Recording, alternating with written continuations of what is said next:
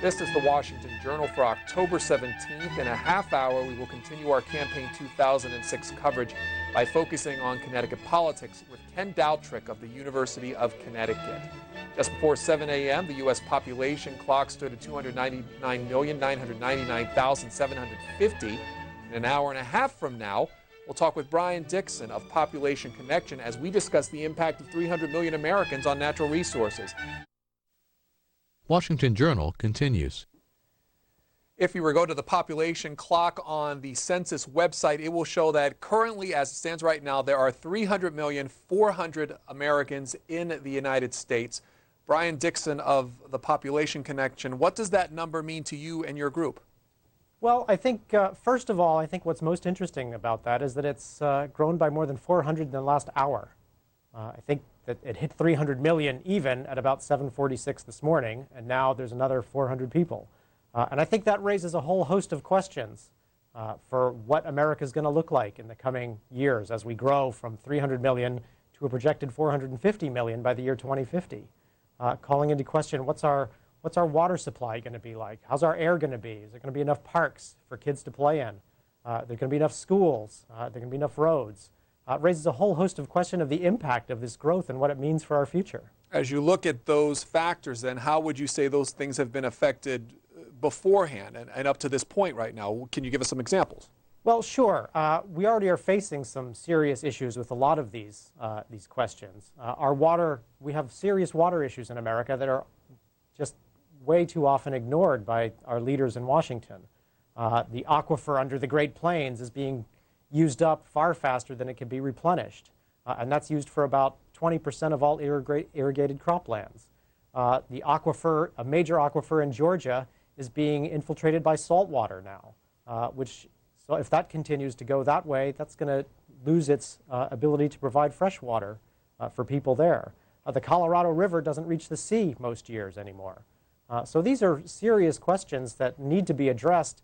And so long as our population continues to grow, those are going to be harder and harder to solve. In your opinion, then, how should they be addressed?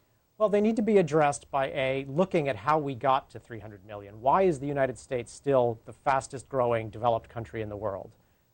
And in many ways, this was an accidental milestone, hitting 300 million. We didn't think about it. We didn't plan for it. We didn't talk about it just until the very recent past, just until it became imminent. We have the highest rate of teen pregnancy by far in the industrialized world.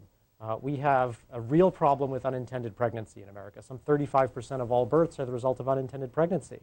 We need to be talking about those things and its impact on the broader agenda that we have here in the United States. A little bit about your group, Population Connection. What is it? We're a grassroots advocacy group. We're based in D.C. We were founded in 1968 by Paul Ehrlich, who wrote a book called The Population Bomb, followed up by The Population Explosion. We were originally named Zero Population Growth. We changed our name a few years ago to really highlight the fact that population is connected to all of the other issues we care about. Do you still advocate zero population growth? We do. We still advocate for a stable population and for policies that will move the United States and the world toward that. Part of the advocacy that you do is something called Title 10. What is that? Title 10 is a federal program that was started under President Nixon in the 70s to provide family planning services to low-income American families. Today, it's funded at a level about 60% less than it was in 1980, which was its peak year of funding, and is only able to provide services to about half the women who need it. And so what are those services? They provide basic reproductive health care services, family planning information, and access to contraceptives at reduced fees. According to Health and Human Services, $143 million was appointed to it for 2006. That's up from $104 million in 2005. Now, what should those, in your opinion, those numbers should be at? They should be at least double that. It should be near 300 million so that the program can actually meet the needs of all the people who need them. Now, is this done at the federal level, or is this money given in the states? This is a federal program, and it's given out to some state agencies run programs, some private organizations run programs. So a number of private clinics in states all over the country receive some of these dollars. Some state health departments run their own clinics that provide some of these services. It's a mixed bag of who's using the funds. Is abstinence programs part of that? Well, certainly when young people come into these clinics for assistance, they're given all kinds of counseling about ways to protect themselves from unintended pregnancy and sexually transmitted diseases, and including they're advised to involve their parents in these discussions. And of course, they're told that abstinence is by far the most effective way to avoid pregnancy. But a lot of young people are sexually active already and are looking to behave responsibly and make healthy choices. And this program helps them do so. If many outside groups take that message as well as far as teaching kids about abstinence or how to protect themselves, why the government's role then? Well, the government's role in abstinence really is about ideology. And these programs that the government is funding and pouring hundreds of millions of dollars into that are abstinence only, which ignore, at best, they ignore the information about contraceptives. In many cases, they simply provide medically inaccurate information about them. They grossly exaggerate failure rates. And a lot of research has been done finding enormous numbers of medical misstatements of fact. And that a lot of these programs have serious harm, that young people are far less likely to use contraceptives once they do become sexually active, even though these programs don't have a lot of effect in reducing the rate of sexual activity. In fact, an evaluation of one program in Minnesota found that in 1 year of the participants in a federally funded abstinence program, the rate of sexual activity doubled. Our guest is with us until 9:30. If you want to talk to him about 300 million Americans plus and how that impacts natural resources, the numbers are on your screen. They all start with a 202 area code, and pick the line that best represents you, and we will take those calls in just a moment. Is there evidence to suggest that if you control population, you end up controlling natural resources better? Well, certainly, if you can reach a stable population, you certainly can begin to address the problems we have with natural resources. You can start to slow down the increase in demand for them.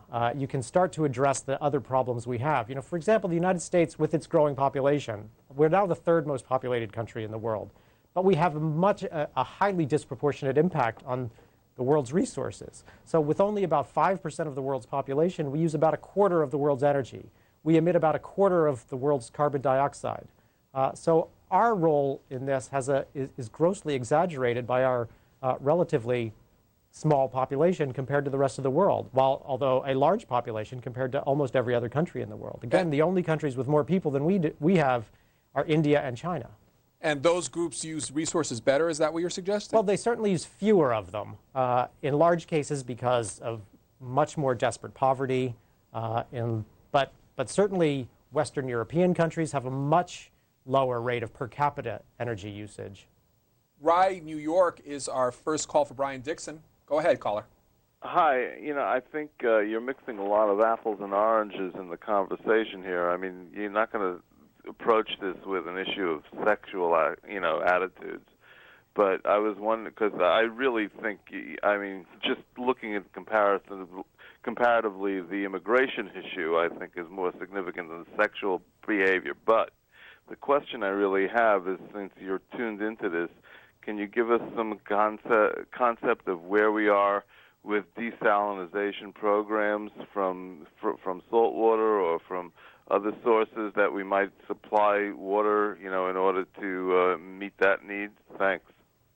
Sure. I'm not an expert on technology of water, but I know that we're not very far along in desalinization projects. It's incredibly expensive, and again, it's an issue that this country has long ignored.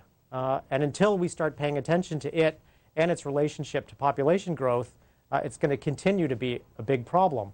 But I just wanted to comment on another thing that the caller mentioned regarding immigration. We recognize that immigration is a factor in U.S. population growth. It's not the only factor. It's not even the most important factor.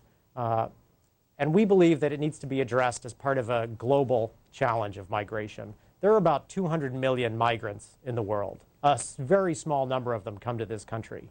And until we address the issues around the world that are causing this enormous movement of people, In many cases, people who are being forced into leaving their homes because of grinding poverty and utter desperation. We're going to continue to see this global migration challenge, and the United States is always going to be a part of that. Mayor, Arizona, for Brian Dixon. Good morning. Good morning, gentlemen. I have to say, I think it's a little bit disingenuous when we're blowing this up to 300 million. We'll probably have well over 300 million already, whether illegal or not. My second answer or question would be that some years back I heard somebody bring up an idea about tapping the water from Superior Lakes.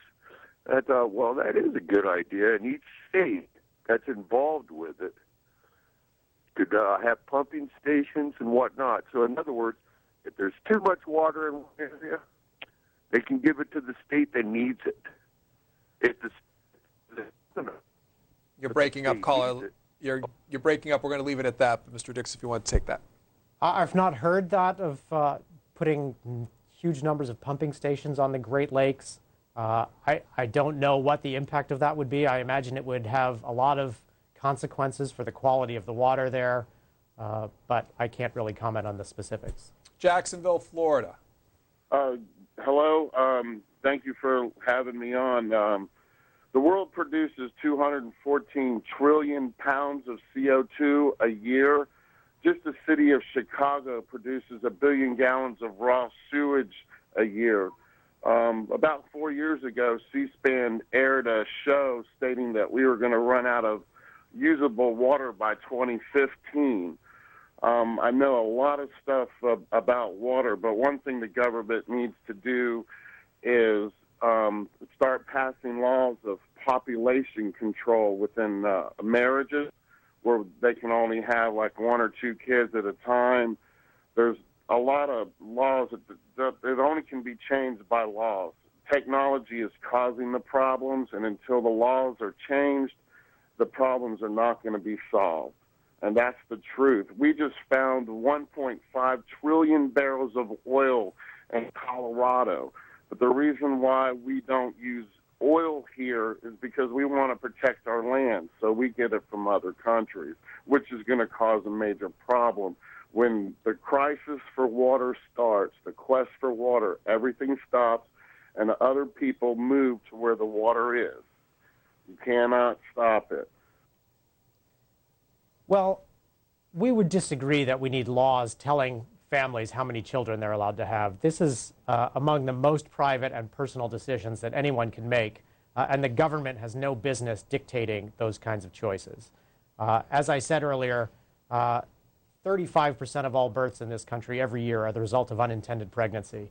If we can reduce that dramatically, which we should be able to do, that would have a huge impact on our population growth rates. And that's, I believe, the way to go, giving people the tools to make the choices they're already trying to make. As you lobby for these things, what's been the response from lawmakers? Well, as you may know, it's been a challenge the last several years. There's definitely a movement in this country that is anti-contraceptives, that opposes any effort to expand access to those services for people, and they have a lot of support in the Congress. But the more we talk about this, the more Americans understand what's going on, and that our chances get better, because Americans overwhelmingly support these programs. Americans get that population growth has an impact on their quality of life. That's why you see local community organizing all across the country to call for slow growth and smart growth and oppose new development and ask and demand that local governments address the impacts of population growth that they're facing. Our point is that these aren't local issues. This is a national issue that needs national attention and a national solution. And you advocate also to have the United States contribute to the UN Fund for Population. That's right. We advocate that the U.S. should also be engaged in helping developing countries address these very same population pressures, in many cases much more severe than we're facing. The world this year also hit a population milestone. Earlier this year, it reached 6.5 billion people. That was only 6 years after it reached 6 billion people. So we're adding 1 billion people to the planet every 12 years. And almost all of that growth is taking place in the poorest countries, the ones least able to deal with it.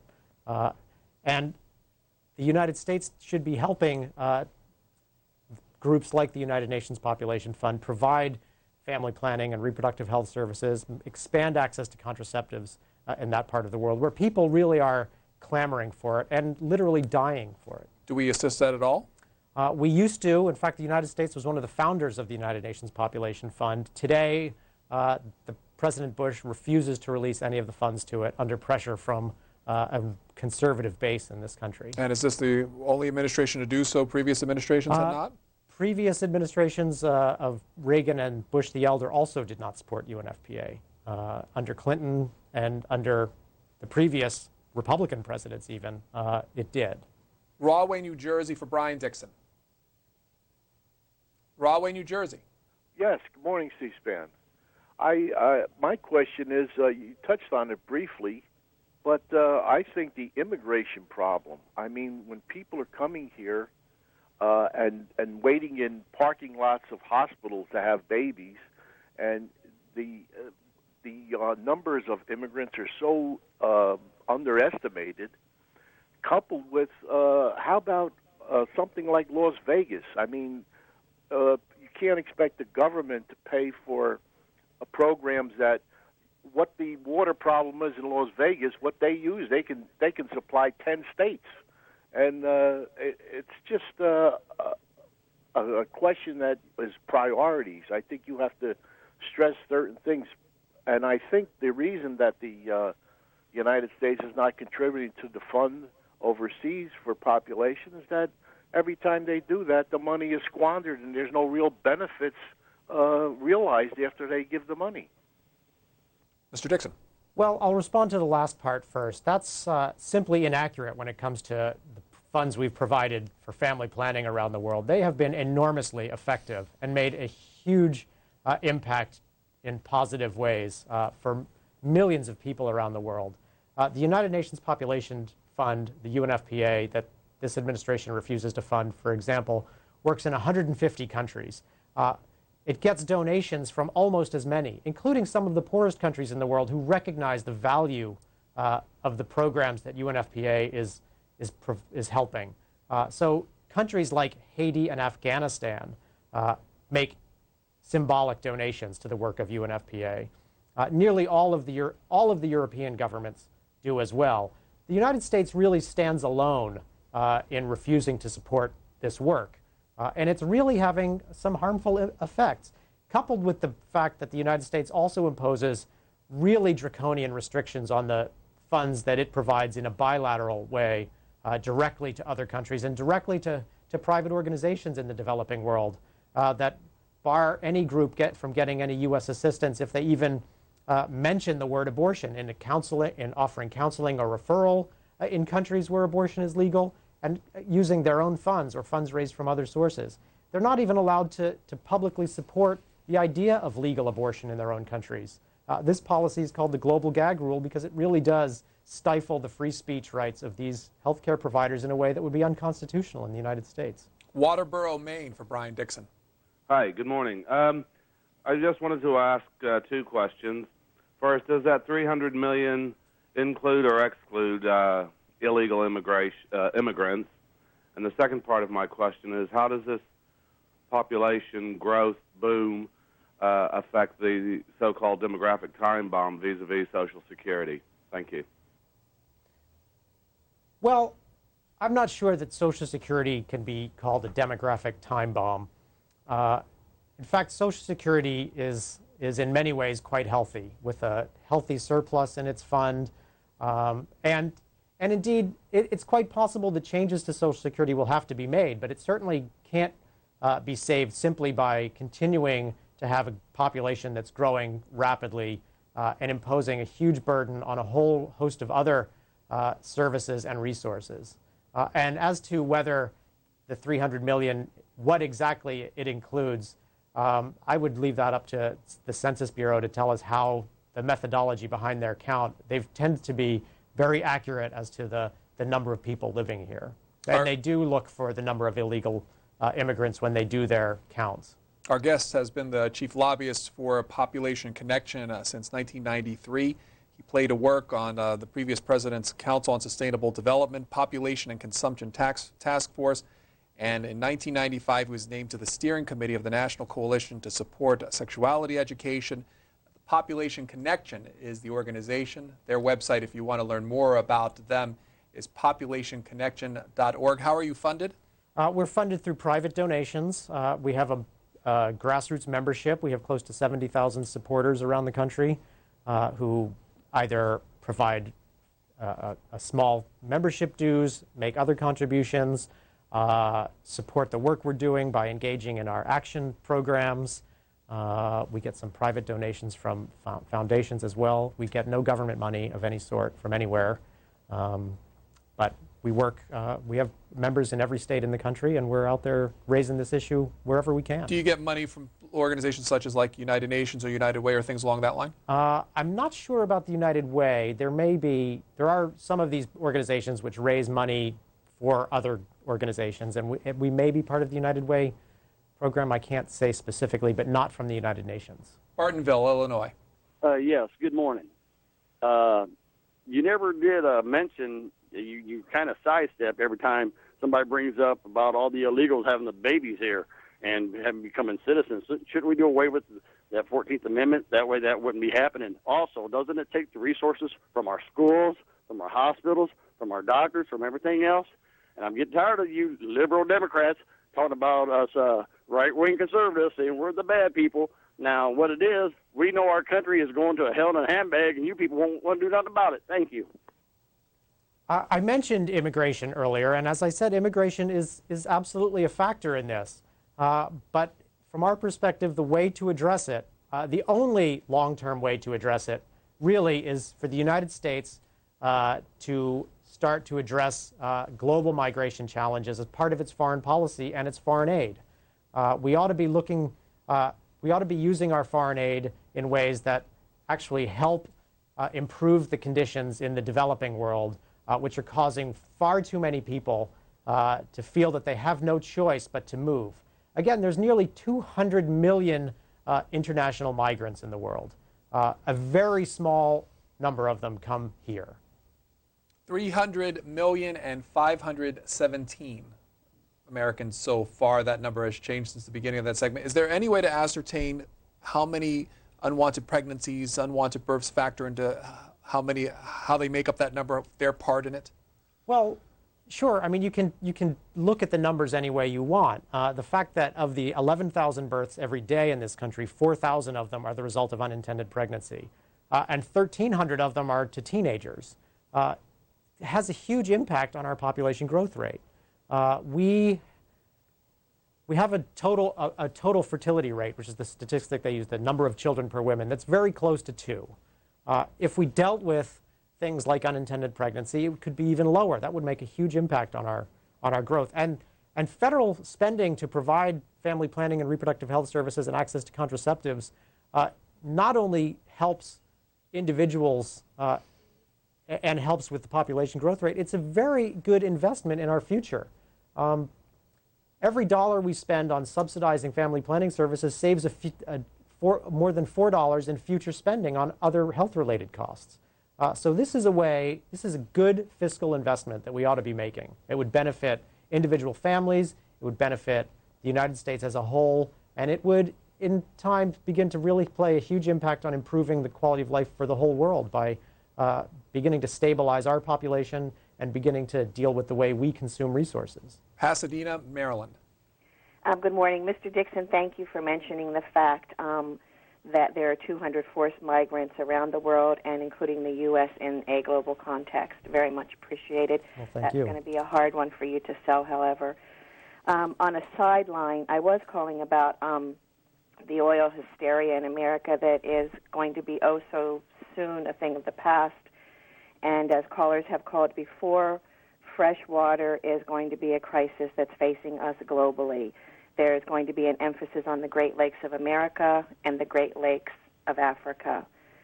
And I have read this in National Geographic. I've read it in Scientific America and other scientific journals, but have not heard discussion about that from our government. But again, I do believe that water is going to be the crisis of the future. Humans are smart enough to go with atomic and nuclear energy. Gas and oil is going to be just a thing of the past. And if I could also speak to illegal babies, I have worked in a newborn ICU in the city of Baltimore for 30 years. I can tell you what our population makeup is of our 40-bed NICU, neonatal ICU. We probably have 3 to 4 out of 40 babies that are Latin American, maybe 2 at the most. The greatest majority of makeup in the NICU, granted we're in a city, are young African American single mothers, many times on 3rd, 4th, and 5th pregnancies. The parents are discharged, the mother is discharged from the hospital within 24 hours. There's no way to impact that mother for birth control. And we also have a huge population of Caucasian rural women who are having 2nd and 3rd babies. So I'd like very much to take the heat off of Latin Americans in terms of pregnancy. And I do, again, thank you for pointing out that, once again, America is going to need to join this whole big world that we live in. Okay, caller, thank you. Well, I think that's right. We do need to join the whole world and start to address a lot of these challenges, which are not unique to the United States. Migration is one, water is one, and the caller's right. Water really does threaten to become one of the big crises of the 21st century globally. The Middle East, for example, is one of the most water-stressed regions in the world. And it's already an area with so much tension, so much violence. If they start adding water to the list of things to fight about, it's going to make dealing with that part of the world even more difficult. Close to 500 million people around the world are fed with the unsustainable use of water. So at some point in the future, they're not going to be able to use that water to feed themselves anymore because they're going to run out of it. We need to start thinking about this pretty holistically. And in this country, again, as I mentioned, we face a lot of the same problems with depleting groundwater sources in the Great Plains, the encroachment of salt water into aquifer in Georgia, and the Colorado River running dry many years before it gets to the sea.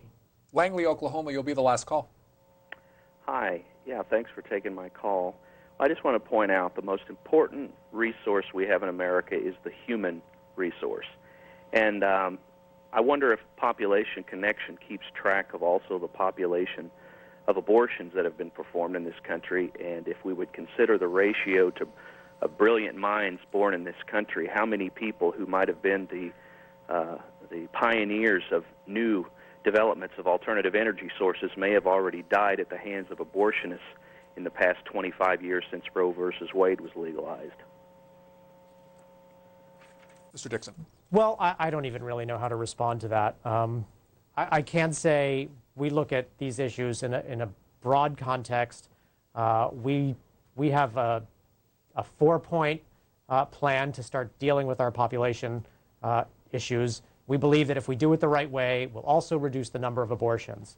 First, we need to ensure contraceptive availability. As I said, some 35% of all births in this country every year are the result of unintended pregnancy. The federal government should fully fund our Title X family planning program. And we finally we're probably going to need some legislation to ensure that pharmacists fill birth control prescriptions, because we've seen far too many instances recently where pharmacists are simply refusing to do so because they disagree with a woman's choice to use them.